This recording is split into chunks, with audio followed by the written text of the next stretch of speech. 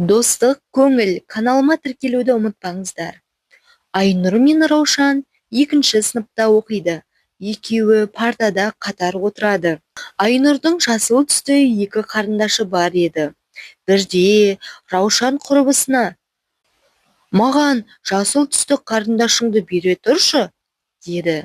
«Анамнан сұрайын», деді Айнұр. Келесі күні Раушан: «Анаң рұқсат берді ме?» деп сұрады. «Иә, енді ағамнан сұрауым керек», деді Айнұр. Бейсенбі күні сурет сабағы болатын еді. «Ағаң келісті ме?» деп сұрады Раушан. «Иә, ағам келісті, бірақ сен қарындашымды сындырып қоясың ба деп қорқамын», деді Айнұр.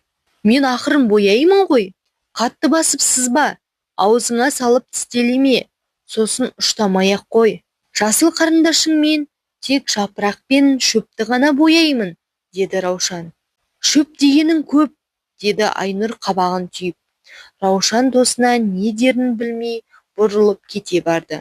«Мә, алсаңшы, беріп тұрмын ғой», деді Айнұр әрең. Сурет сабағы басталып кетті. Мұғалім апай балалардың суретін бірі қарап шықты.